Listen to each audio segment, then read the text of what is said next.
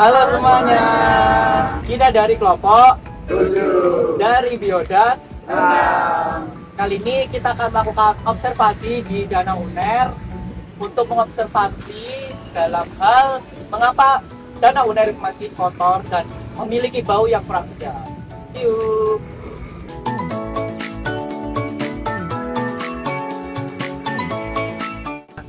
Nah, kali ini kita mengidentifikasi masalah yang akhir-akhir ini banyak sekali dibicarakan oleh mahasiswa UNER, yaitu Danau Uner yang terlihat sangat hijau karena kotor dan juga baunya yang kurang sedap. Nantikan untuk penjelasan kita selanjutnya, mengapa sih kok danau ini bisa kotor? See you.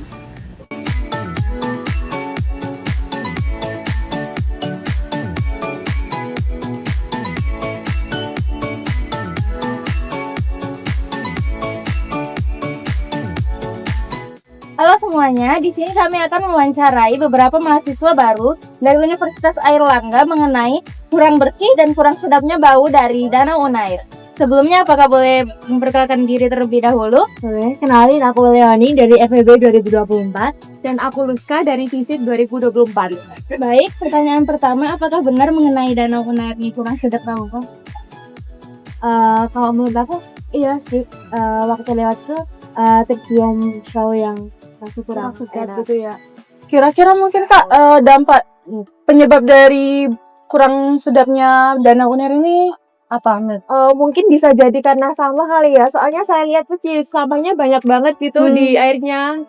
Bahkan tadi ada kayak bekas rokok gitu di sana. Jadi itu masih kurang jaga kebersihannya. Menurut kakak sendiri dampak bagi kita air itu apa aja? Nah, karena tadi bau, jadi agak bau gitu.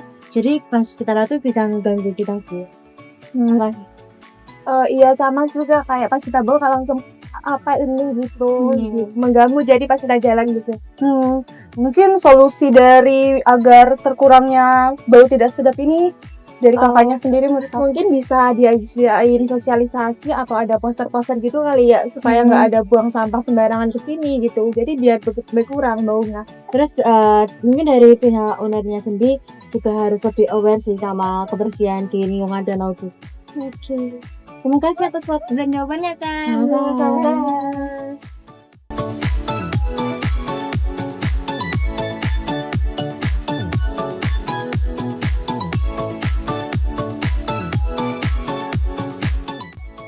Dari hasil wawancara yang telah dilaksanakan, masih banyaknya pengunjung Danau Uner yang merasakan aroma tidak sedap. Itu membuat mereka tidak nyaman. Aroma yang tidak sedap yang dimunculkan oleh Danau Uner ini membuat orang-orang enggan untuk kembali dan mengurangi daya tarik pengunjung Danau Uner. Selain itu, kami juga menemukan banyak sampah berserakan yang ada di sekitar Danau Unair. Keberadaan sampah tidak hanya menciptakan pemandangan yang kurang menarik, tapi juga dapat mencemari air dan membahayakan ekosistem setempat. Kemudian untuk solusi terkait danau yang bau dan pencemaran di danau ini, itu kita bisa melakukan sosialisasi dan juga penggunaan poster-poster. Kemudian kami juga menawarkan inovasi penggunaan bioremediasi untuk danau ini. Nah, bioremediasi sendiri adalah teknologi lingkungan yang menggunakan organisme hidup seperti bakteri, fungi atau tumbuhan untuk membersihkan atau merehabilitasi lingkungan yang tercemar dan dengan cara mengurai dan juga mentransformasi atau menghilangkan kontaminan yang ada di Danau Uner ini. Adapun keunggulan dari bioremediasi yaitu keunggulannya ramah lingkungan, biaya relatif murah, tidak merusak ekosistem, dan dapat diaplikasikan pada berbagai jenis pencemaran. Lalu ada juga tantangan dari bioremediasi itu sendiri, yaitu yang pertama membutuhkan waktu yang relatif lama. Yang kedua, efektivitas tergantung jenis kontaminasi. Lalu yang ketiga, memerlukan kondisi lingkungan yang sesuai dengan mikroorganisme. Oleh karena itu, itulah pentingnya untuk pihak pengelola untuk lebih mengambil tindakan nyata atas kerusakan lingkungan yang ada di danau ini, dan juga bagi teman-teman mahasiswa untuk lebih menjaga kesehatan di lingkungan ini.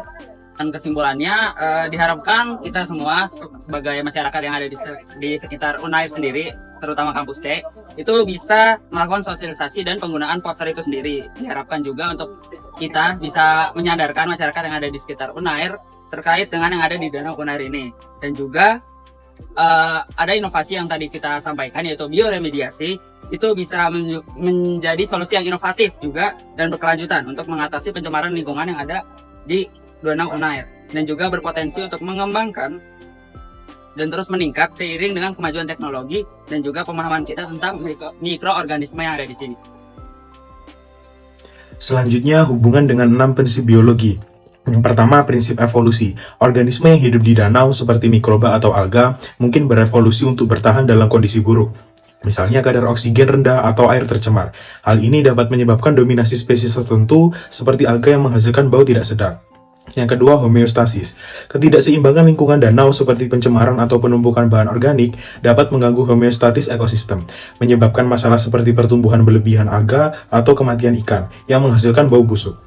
Yang ketiga, kontinuitas. Kesadaran akan pentingnya membuang sampah pada tempatnya karena jika tidak diberhentikan proses pembusukan anaerob akan terus terjadi dan akan menjadi sebuah kontinuitas yang akan terulang kembali. 4. Interaksi. Danau adalah ekosistem terbuka yang menerima masukan dari lingkungan sekitar, seperti air limbah, sampah, atau limpasan pupuk. Interaksi ini dapat memengaruhi kehidupan di dalamnya, seperti menyebabkan eutrofikasi dan bau tidak sedap. 5. Universalitas. Pembuangan sampah atau limbah ke sungai yang memperburuk kondisi sungai dan merupakan konflik yang universal. 6. Diversitas. Adanya keanekaragaman antara mikroorganisme di dalam danau atau makhluk hidup lainnya.